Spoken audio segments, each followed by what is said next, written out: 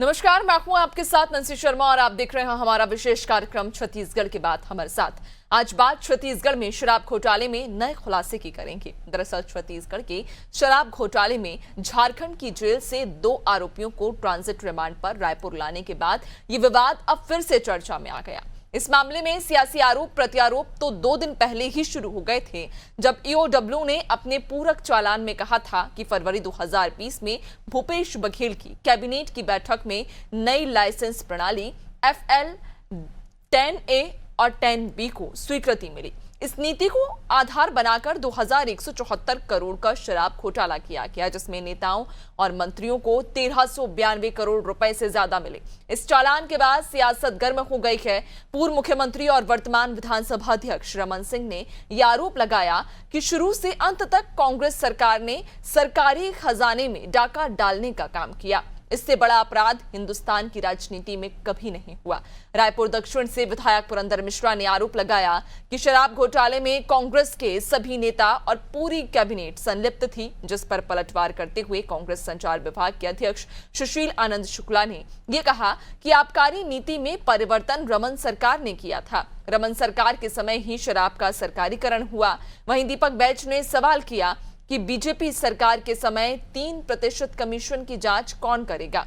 इन आरोप प्रत्यारोप से ये लग रहा है कि शराब घोटाले का सिलसिला बहुत लंबा है और लंबे समय से जारी है। अब जांच पड़ताल के बाद क्या उन सब लोगों पर कार्रवाई होगी जो इस मामले में आरोपी हैं? आज इसी मुद्दे पर चर्चा करेंगे, लेकिन पहले कुछ प्रतिक्रियाएं सुन लेते हैं। भैया, शुरू से लेकर अंत तक यानी हिंदुस्तान का कोई एग्जाम्पल ही नहीं है कि सरकार राज चलाती है कि सरकार डाका डालती है। सरकार के खजाने में डाका डालने का काम, इससे बड़ा अपराध हिंदुस्तान की राजनीति में कभी नहीं हुआ जो यहाँ हो रहा है। वहां पैसा आ रहा है और पैसा 2 हिस्से में बट रहा है प्रामाणिकता के साथ। इससे बड़ी बात क्या हो सकती है? राजनीति क्षेत्र में काम करते हैं हम लोग, बड़ी बड़ी बात करते हैं, मगर खुले किताब की तरह करप्शन करना भी बड़ी हिम्मत की काम है भाई। ऐसे हिम्मत वालों को भी मैं सोचता हूँ कि अद्भुत लोग हैं। देखिए, ये एजेंसियों के लिए कोई नया चीज तो नहीं है, ना हम लोग के लिए कोई नया चीज है। आबकारी नीति तो रमन सिंह के कार्यकाल में ही उन्होंने बनाया था 2017 में कि ठेकेदारों से छीनकर सरकार चलाएगी दुकान। ये नीति किसने बनाया था? डॉक्टर रमन सिंह ने तो बनाया था। भारतीय जनता पार्टी की सरकार ने तो नीति बनाई थी। फिर और अब तो होटल ढाबे और गन्ना रस की तरह बियर बिकेगी चौक चौराहे में। यह नीति भी तो भारतीय जनता पार्टी सरकार ही बना रही है। मतलब कि किसी भी तरह कांग्रेस के नेताओं को फंसाओ, इतने मामले बनाओ कि उनको जेल भेज दें, तो कम से कम 1-1.5 साल वो जेल में रहे। ये इस तरह की वो षड्यंत्र और प्रपंच कर रही है। ये कोई जांच एजेंसी और हम लोग के लिए कोई नई बात नहीं है। और आज इसी मुद्दे पर चर्चा करेंगे। हमारे साथ एक खास पैनल जुड़ गया है। सबसे पहले परिचय आपका करा देते हैं। बीजेपी प्रवक्ता डॉक्टर किरण बघेल हमारे साथ जुड़ गए हैं। इसके अलावा वरिष्ठ पत्रकार गंगेश द्विवेदी जुड़ गए हैं और कांग्रेस प्रवक्ता अभिमन्यु मिश्रा कुछ समय बाद हमारे साथ में चर्चा में आगे जुड़ेंगे। आप दोनों का बहुत स्वागत। सबसे पहले आदि टीवी पर चर्चा की शुरुआत मैं गंगेश जी आपसे करना चाहूंगी। जिस तरह से हम देख रहे हैं कि शराब घोटाला मामला लगातार अब सुर्खियों में बनता जा रहा है और ऐसे में इस मामले में रोजाना नए जो घोटाले हैं वो भी सामने आ रहे हैं और ऐसे में अब एक और ये घोटाला सामने आया। अब कहीं ना कहीं अभी तक तो इस शराब घोटाले में जो मंत्री थे, मंत्रियों के परिवार थे, जो करीबी थे, जो अधिकारी थे, वो जांच के घेरे में आते थे, लेकिन अब पूरी कैबिनेट ही कहा जा रहा है, जो समय तत्कालीन कैबिनेट थी वो खुद जांच के घेरे में आ गई। निश्चित तौर पर ये बड़ा खुलासा है ईओडब्ल्यू की तरफ से।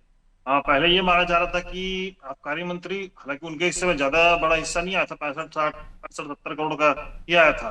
लेकिन उसके बाद ये माना जा रहा था कि इसमें जो इन्वॉल्व थे, पूरे पैनल काम कर रहा था उस समय, नोर ढेबर, इसके अलावा पॉलिटिकल मास्टर के रूप में जो लगातार आरोप भाजपा लगा रही थी, वो भूपेश बघेल या उनसे जुड़े हुए लोगों के ऊपर लगा रही थी आरोप। लेकिन अभी जो सबूत मिले हैं, इसमें जो तथ्य पेश किए गए हैं, उससे तो ये लग रहा है कि इसमें पूरी कैबिनेट ही इस पे तर रही थी एक तरह से। सारे लोग मिलकर इस बड़े घोटाले को अंजाम दे रहे थे। और निश्चित तौर पर अगर इस तरह से हुआ है, ये तो बहुत ही ब्लंडर है। और खुले तौर पे इस तरह की चीजें होना सही मायने में प्रदेश की जनता के साथ भी खिलवाड़ है, राजस्व का नुकसान है। एक तरफ ये माना जा रहा था कि भूपेश शासन काल में कि गरीब मतलब किसानों को जो वो दे रहे हैं, जो उनका पैसा जा रहा है, कहना चाहिए जो अंतर की राशि थी, एमएसपी बढ़ाया था उन्होंने, तो ऐसा लग रहा था उस समय कि विकास जो थमा है उसकी वजह की बजट का बड़ा हिस्सा जो है वो किसानों को दिया जा रहा है। लेकिन यहाँ तो बैठ के पूरी सरकार कमा रही थी। निश्चित तौर पर एक बड़ा घोटाला सामने के तथ्य भी सामने आए हैं और इसको लेकर चल तो होना तेज है। तो इसके जवाब के लिए क्या जवाब देते हैं, ये बड़ी महत्वपूर्ण है। और इस तरह की बातें निश्चित तौर पर चौंकाने वाली है। और पूरे देश में इस तरह का मेरे ख्याल से पहला मामला था और यहीं से चला गया था झारखंड में। इसी की मुझे लगता है यही वजह कि झारखंड सरकार ने भी यहाँ संपर्क किया होगा और यहाँ से अधिकारियों के माध्यम से, के नेताओं के माध्यम से वहां पर भी इस तरह घोटाले सामने आए हैं। तो ये तो पर चौंकाने वाली चीज है जी। बिल्कुल। और वाकई जांच का विषय है, चूंकि अब ईओडब्ल्यू की तरफ से एक बड़ा खुलासा किया गया है, जिसके बाद अब ये कहा जा सकता है कि कांग्रेस कहीं ना कहीं अब और मुसीबतों में घिर सकती है। अभिमन्यु मिश्रा हमारे साथ में जुड़ गए हैं। बहुत स्वागत है आपका अभिमन्यु जी अनादि टीवी पे।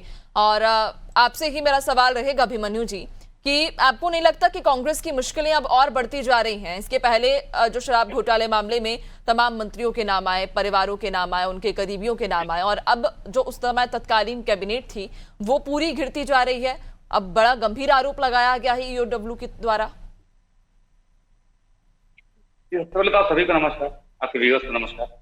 देखिए, ये तो जो एजेंसियां हैं वो भारतीय जनता पार्टी के तय जो पटकथा है उसके अनुसार चलने लगी है। और इसके पहले ये पहला बार छत्तीसगढ़ तो नहीं है, इसके पहले आप देखें तेलंगाना देख लें, उसके पहले आप दिल्ली देख लें, जो शराब नीति की बात हुई, फिर झारखंड में हेमंत सोरेन जी के खिलाफ भी वही काम किया गया। तो ये सारा, और ये चीजें मैं नहीं कह रहा हूँ, ये माननीय कोर्ट कह रहा है कि राजनीति का अखाड़ा क्यों बना लिया गया है सारी केंद्रीय एजेंसियों को, और लगातार जिस प्रकार की बातें क्यों हो रही हैं कि जो दूसरे नेता हैं, विपक्षी नेताओं को डोमिनेट करने के लिए इन सबका उपयोग किया जा रहा है, ये पहली बात है। उसके बाद दूसरा नैन्सी जी, ये कि हमारा संविधान जो है उसमें ये साफ साफ लिखा है कि कोई भी एक आरोप के ऊपर एक आदमी पर एक से ज्यादा बार ट्रायल नहीं हो सकते। यहाँ देखिए, एक ही जो आपका शराब घोटाला जिसके बारे में कहते हैं तथाकथित, उसमें ईओडब्ल्यू भी जांच कर रही है, उसमें ईडी भी जांच कर रही है, उसमें आईटी भी जांच कर रही है और तमाम एजेंसियां जांच कर रही हैं। अपने अपने कई 3-3, 4-4 चार्जशीटें सबने पेश कर चुकी है।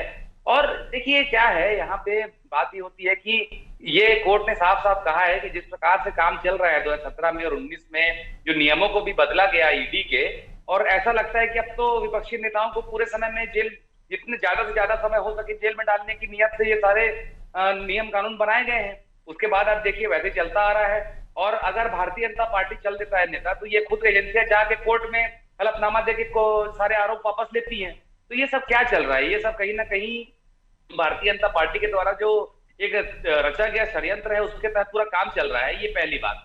अब मैं बताता हूँ नैन्सी जी, ये शराब जो नीति के बारे में हम बात करते हैं, तो शराब नीति में बदलाव किसने किया था? शराब नीति में बदलाव डॉक्टर रमन सिंह जी ने किया था, जो अभी इस बारे में बड़ी बड़ी बातें कर रहे थे। मैं उनकी स्टेटमेंट सुन रहा था, तो नीति में बदलाव रमन सिंह जी ने किया था। 12-13 के समय में वहां पर 60% जो है वो कमीशन दी जाती थी उसमें बीच में एजेंसियों को। इस बारे में सवाल उनके स्वयं के तत्कालीन मंत्री जो है प्रेम प्रकाश पांडे जी ने उठाए। उन्होंने कहा था कि 1500 करोड़ रुपए जो कमीशन का आता है हर साल का, वो किसके जेब में जाता है? सीधा सीधा सवाल किया गया था। रमन सिंह जी खुद बोले थे रायगढ़ में जाकर कार्य समिति में कि 6 महीने तक के कमीशन खाना छोड़ दो तो 15 साल सरकार रहेगी। तो वो रमन सिंह जी आज हमें पाठ पढ़ा रहे हैं। अब उसके बाद शराब नीति में था, उसको घटाया, उसको 10% तक लाया। अब उसके बाद जब से दिसंबर 2030 से हमारी सरकार गई है, तब से इस जो सरकार ने लगभग 5 गुना फिर से कमीशन बढ़ा चुके हैं और भी लगातार 2 या 3 बार नीति में बदलाव कर चुके हैं। तो शराब नीति में घोटाला किसने किया? जो हजारों करोड़ के घोटाले की बात आती है, सिर्फ शराब तो छोड़िए, नान घोटाला 36,000 करोड़ का, ये डॉक्टर रमन सिंह जी के समय में हुआ। तो संवैधानिक पद में रमन सिंह जी बैठे हैं। हम ये सब बातें, उनके आरोप लगाना हम चाहते नहीं है, लेकिन अगर उनको राजनीति करनी है तो तो अपने संवैधानिक पद से इस्तीफा दे दें और उसके बाद खुलकर राजनीति करें। तो इस प्रकार का आरोप लगाने का रमन सिंह जी काम ना करें। उनके खुद का कार्यकाल जो है बहुत ही संदिग्ध रहा है, क्योंकि अब संवैधानिक पद पे है, इसलिए ज्यादा बोलना उचित नहीं लगता। तो कुल ठीक है। मिलाकर बात यही है कि सारी एजेंसियों के माध्यम से केवल विपक्षी पार्टियों को डराने धमकाने का काम किया जा रहा है। ठीक है, जवाब ले लेते हैं। बीजेपी की तरफ से किरण बघेल जी हमारे साथ में जुड़ी हुई हैं, पक्ष रखेंगी। किरण जी, आपसे मैं जानना चाहूंगी, जिस तरह से अभिमन्यु जी की भी आपने बात सुनी और इसके पहले दीपक बैज का भी अगर आपने बयान सुना होगा, तो दीपक बैज ने भी ये कहा है कि सिर्फ कांग्रेस को डराया धमकाया जा रहा है और ये कोशिश की जा रही है कि कांग्रेस के जो नेता हैं ज्यादा से ज्यादा समय तक जेल में रखें। और अभिमन्यु जी भी कह रहे हैं कि बीजेपी जो है, बीजेपी की पटकथा के अनुरूप ही ये जितनी भी एजेंसियां हैं अब ये काम कर रही हैं। देखिए, आज जांच में बाहर आया, जबकि हम तो पहले से ही कह रहे हैं कि बिना राजनीतिक संरक्षण के इतना बड़ा घोटाला संभव ही नहीं है। मात्र बेचारे आदिवासी नेता नवासी लखमा जी को ही जेल का सलाखों के पीछे भेजा गया, जबकि इसके पीछे जो असली मास्टरमाइंड है, असली जो इसके जो चार्जशीट में जो आंसर आया सुप्रीम कोर्ट से, हाई कोर्ट से, उसमें भी लिखा है कि पॉलिटिकल मास्टरमाइंड, वो तो बाहर है आज भी जेल में, जेल की गिरफ्त से। तो मुझे लगता है बिना राजनीतिक संरक्षण के इतना बड़ा घोटाला संभव ही नहीं है। और छत्तीसगढ़ की महतारी को लूटने का काम किया, और मानना पड़ेगा, आई सैल्यूट टू कांग्रेस नेता और कांग्रेस कार्यकर्ता जो इतने बड़े घोटाले सामने आने के बाद भी चमड़ी गई पर दमड़ी नहीं गई। बेचारे पूरे भ्रष्टाचार के आरोप में पूरे जो बलि का बकरा बने होते, एक आदिवासी नेता को ही बलि का बकरा बना दिया, जबकि उन्होंने खुद स्वीकार किया कि मैं तो अनपढ़ हूँ, जहां मुझे साइन कराया गया मैंने कर दिया। तो इतने बड़े घोटाले का मास्टरमाइंड और इतने जो लोग जो राजनीतिक संरक्षण प्राप्त था वो आज भी जेल के गिरफ्त से बाहर है। मुझे लगता है उनको भी गिरफ्तारी करना चाहिए। और सिर्फ शराब घोटाले की बात नहीं करना चाह रही मैं, शर्मा जी, छत्तीसगढ़ में 5 साल में ना जाने कितने घोटाले किए इन्होंने, पीएससी घोटाले, चावल घोटाले, कोल घोटाले।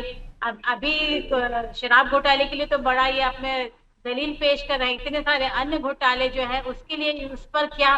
यही कारण है कि छत्तीसगढ़ की जनता ने इनको दरकिनारा कर दिया और पुनः भाजपा पर विश्वास जताया और पुनः भाजपा। लेकिन किरण जी, अगर बयान सुना हो आपने दीपक बैज का, तो वो तो ये भी कह रहे हैं कि वर्तमान में अभी बीजेपी की सरकार में भी 3% कमीशन पे काम किया जा रहा है, तो उस पर जांच क्यों नहीं की जा रही? वो कह रहे हैं कि क्या सिर्फ एजेंसियां कांग्रेस के लिए ही हैं? देखिए, नीति और घोटाले में बहुत फर्क है शर्मा जी। इनके नीति अगर हमारी सरकार की थी उसमें घोटाले का कहीं जिक्र नहीं था, कहीं भी यह नहीं किया कहा गया था कि शराब की दुकानें में 2 गल्ले की पेटी हो, एक जो सरकार के खाते में जाए और एक निजी खाते में जाए, और तमाम नकली होलोग्राम, नकली अन्य प्रदेश से नकली शराब तक को छत्तीसगढ़ में खा पाया गया। छत्तीसगढ़ महतारी के सपूतों की जान से भी खिलवाड़ की। निश्चित तौर पर इस सरकार, इनकी जो कांग्रेस के नेताओं को और इनके पूरे सिंडिकेट को डूब मरना चाहिए शर्म से कि न उन्होंने सिर्फ छत्तीसगढ़ महतारी में डाका डाला, बल्कि यहाँ के वीर सपूतों को इनकी जान के साथ भी खिलवाड़ की। तो बजाय इस पर अफसोस करने की और अपनी गलती मानने के लिए ये तो फिर सीना तान के खड़े। बहुत ही दुर्भाग्यजनक बात है कि पूरी छत्तीसगढ़ महतारी को लूटने के बाद जब छत्तीसगढ़ की जनता ने इन्हें दरकिनारा कर दिया, फिर भी ये सामने आकर उलूल जुलूल बयान दे रहे हैं। मुझे लगता है छत्तीसगढ़ की जनता जान चुकी है कि छत्तीसगढ़ को खाली करने का काम, छत्तीसगढ़ के खजाने को खाली करने का काम कांग्रेस ने किया है। भ्रष्टाचार यहाँ पे 5 साल अगर सरकार रही तो सिर्फ भ्रष्टाचार किया। मुझे लगता है जितने छूटे हुए नेता हैं या जो जितने लोग अभी जो जेल की गिरफ्त से बाहर है, धीरे धीरे करके एक एक करके मुझे लगता है बहुत जल्दी वो भी जेल पहुंच जाए। ठीक है, जवाब ले लेते हैं। अभिमन्यु जी, आपसे जवाब चाहूंगी, क्योंकि लगातार यही आरोप लगाया जा रहा है कि कांग्रेस ने छत्तीसगढ़ के खजाने में डाका डाला है और इससे बड़ा अपराध शायद अब तक नहीं हुआ है। देखिए नैन्सी जी, ये सारी कोरी बयानबाजी है और निराधार आरोप हैं। आप देखिए, एक भी आधार के साथ अगर बताया हो, किरण जी ने, मैंने तो सारे तथ्य पेश किए। मैंने तो आपको ये भी बताया कि कोर्ट के फैसले को निराधार मान रही हैं, आप कोर्ट के फैसले को भी फालतू बता रहे हैं। बड़े आश्चर्य की बात है। ना आपको ईडी पे भरोसा है, ना न्यायपालिका पर भरोसा है, ना हमारे भारत के जवानों पर भरोसा है, ना राम जी पर भरोसा है। तो आपको भरोसा किस पर? मैं बोलूं? जी बोलिए। जी, तो मैं ये कह रहा था कि आपने न्यायपालिका का भरोसे की पहली लाइन कही, तो इसी न्यायपालिका ने ईडी के ऊपर सवाल उठाए हैं। आपको जानकारी देना चाहूंगा किरण, कि इसी न्यायपालिका ने जो कहा है कि ईडी, सीबीआई इन सबको राजनीति का अखाड़ा बनाकर रख दिया गया है केंद्र सरकार के द्वारा, और विपक्ष के नेताओं को जेल में डालने का काम किया जा रहा है, और अपनी पार्टी में लेने की एक मशीनरी की तरह यूज किया जा रहा है, जो अगर आपकी पार्टी में आ जाते हैं तब फिर हलफनामा देके आप सारे केसेस वापस ले लेते हैं। तो ये सारा कुछ कोर्ट ने कहा है ना किरण जी, तो आप इनको भी, आपको ये बात भी माननी चाहिए, फिर कोर्ट की बात आप मानने की बात जब कर रही है, तो ये सब बातों को भी एक्सेप्ट करना चाहिए आपको। नहीं, अब अब मत बीच में बोलिए, मैं इसके बाद आगे मुझे पूरी बात कर लेने दीजिए। अभी जो आपने पिछला वक्तव्य दिया उसमें भी आपके मैं पूरे जवाब देता हूँ। आप बोल रहे थे कि हमारे सरकार में घोटाले हुए, तो अभी भी मेरे ख्याल से आप एक बात कर रहे थे कि फर्जी होलोग्राम की बात कर रहे थे। तो करवरी में राजनांदगांव का ही रहने वाला हूँ, यहाँ डोंगरगढ़ में करवरी में कितने होलोग्राम पकड़ाए थे, खाली बोतलें पकड़ाई थी, छत्तीसगढ़ शासन के स्टिकर पकड़ाए थे, आपकी सरकार ने आज तक क्या कार्रवाई कर दी, मुझे आप बताइए। उसके अलावा जो लगातार आप अभी आप कवासी लखमा जी की बात कर रहे थे, आदिवासी नेता जो उनकी बात कर रहे थे, उन्होंने कौन सा मामला उठाया था? उनसे ये मामला उठाया था कि जो बिना टेंडर के आधे से ज्यादा पुल बन चुका था उनकी विधानसभा में, जो कि पीडब्ल्यूडी विभाग, जिसका सवाल पूछा गया अरुण साव जी से, तो उसके बाद उनके यहाँ 2 दिन 4 दिन के अंदर उनके यहाँ छापा पड़ गया और आज तक उनको जेल में डाल दिया गया। उसका जवाब कौन देगा कि बिना जो टेंडर के पुल बन रहा था वो किसके निर्देश से बन रहा था? उसके अलावा जो बस्तर में कांड हुआ, 60 करोड़ का जो टेंडर था 120 करोड़ का पहुंच गया। अरुण साव जी मंत्री जी है, उनकी जानकारी भी नहीं है, वो बोलते हैं। उसके बाद एक पत्रकार की हत्या हो गई। ये सारे कांड पे कब जांच होगी? उसके बाद लगातार जो पुराने, तो आप 15 साल जो रमन सिंह जी के थे उसके तो कांड आप भूल ही जाइए, उसमें तो फहरिस्त इतनी लंबी है। चाहे आप इंदिरा प्रियदर्शनी बैंक घोटाले की बात कर लें, उसमें तो जो आरोपी था नार्को टेस्ट में, उसने बाकायदा मंत्रियों के और रमन सिंह जी का नाम लिया था। तो उसके बाद क्या कार्रवाई हो गई?